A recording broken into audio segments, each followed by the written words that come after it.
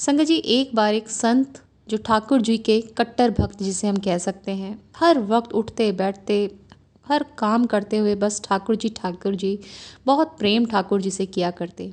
एक दिन अचानक उनके सामने कोई आकर खड़ा हो जाता है और वो बोलते हैं कि मैं देवदूत हूँ, ठाकुर जी ने मुझे आपके पास भेजा है।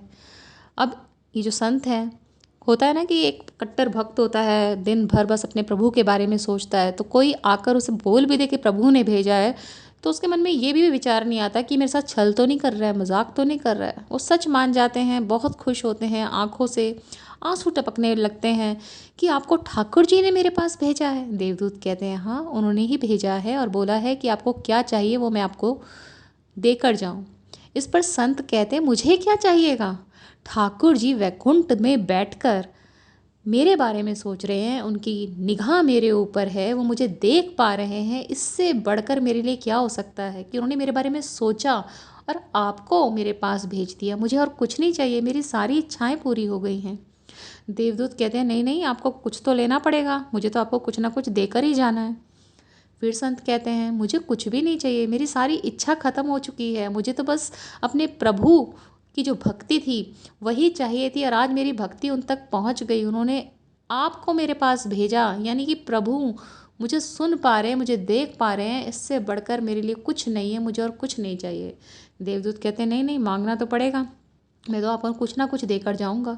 संत कहते हैं ठीक है, अगर ऐसा है तो आप ही मुझे बता दीजिए मुझे क्या लेना चाहिए, क्या मांगना चाहिए।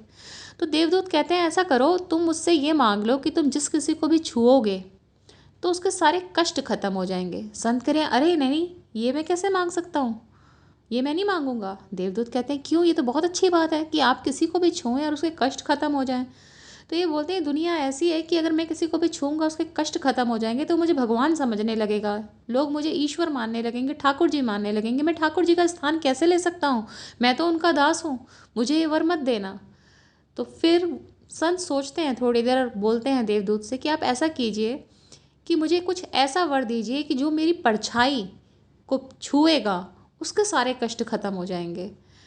तो देवदूत कहते हैं ऐसा क्यों। तो संत कहते हैं मैं आगे आगे चलूँगा, परछाई मेरी पीछे पड़ेगी और जो मेरी परछाई को छुएगा उसके सारे कष्ट खत्म हो जाएंगे, इससे मेरा भी काम हो जाएगा, मैं सबके कष्ट हर पाऊंगा और लोग मुझे ईश्वर भी नहीं समझेंगे क्योंकि मैं तो दास हूँ, अपने प्रभु का दास हूँ। तो संगत जी कितनी बड़ी बात है, आज हम किसी के लिए कुछ करते हैं या कोई हमारे लिए करता है, एहसान दिखाता है कि हमने तुम्हारे लिए किया, आज वो इस मुकाम पर मेरी वजह से है। लेकिन सच्ची भक्ति यही है कि हमें प्रभु के सिवा कुछ चाहिए ही नहीं, प्रभु मिल जाए तो और क्या चाहिए।